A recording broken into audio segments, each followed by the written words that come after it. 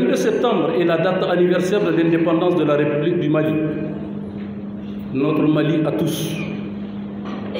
Il est aussi la commémoration de la ferveur nationale de la liberté retrouvée, résultat de l'œuvre de l'Union soudanaise RDA. L'indépendance du Mali a été le résultat d'un long combat mené par de nombreux hommes et femmes sur l'ensemble du territoire qui ont déterminé par le don de soi, le sacrifice, la mobilisation intelligente des masses et le courage face aux colonisateurs, mais aussi une confiance en leurs leaders. Ces nombreux pionniers de l'indépendance anonyme sont ceux sans qui les résultats n'allaient jamais être le succès qui a couronné plusieurs années de lutte. Certains, et de loin les moins nombreux, ont été récipiendaires de la médaille d'or de l'indépendance au nombre de 451. Il ne reste aujourd'hui parmi eux que deux.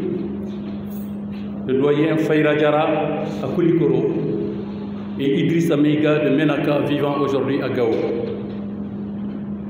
Dans la lignée de ces pères fondateurs, acteurs courageux et méritants de notre liberté et de notre dignité retrouvée face à la colonisation, les pionniers de l'indépendance ont porté haut les valeurs multiples sur lesquelles le Mali indépendant a été fondé et qui sonnent aujourd'hui presque comme lointains et même disparus.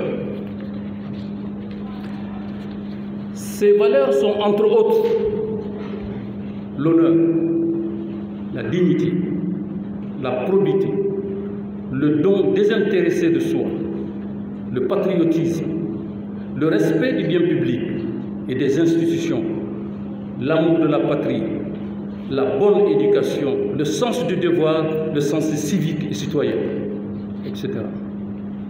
Chers camarades, au regard de la situation actuelle très préoccupante de notre pays, entre une transition dont nous souhaitons une fin heureuse pour que notre pays retrouve une vie constitutionnelle normale et une insécurité préoccupante, nos concitoyens aspirent à la paix. Il faut garder à l'esprit qu'il s'agit désormais de reconstruire l'unité nationale du Mali, de revoir ses modes de gouvernance, de rationaliser et renforcer ses institutions, de réécrire ses textes fondamentaux, de réorganiser sa carte politique et administrative et, autant dire, un travail de très longue haleine, un travail de titan. C'est donc pour nous, militantes et militants du RDA Mali, l'après-transition qu'il faudra désormais préparer, avec méthode et avec l'ambition des partis appelés à jouer un rôle fondamental et de premier plan dans la gestion de notre pays. En cette période charnière pour l'avenir du Mali, le moment est donc venu pour notre parti de s'assumer et de réaffirmer sa posture d'un parti désormais réunifié, qui s'engage à jouer tout son rôle dans l'arène nationale des partis et pour la reconstruction du pays. La réunification de notre parti que nous avons appelé de tous nos voeux et pendant plusieurs années a été concrétisée depuis le 7 février 2022 avec l'obtention de notre récépissé.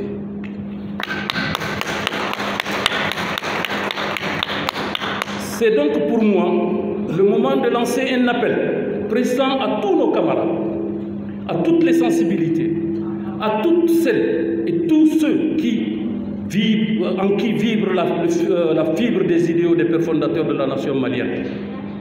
Nous avons réussi à réunifier le parti au prix de grands sacrifices.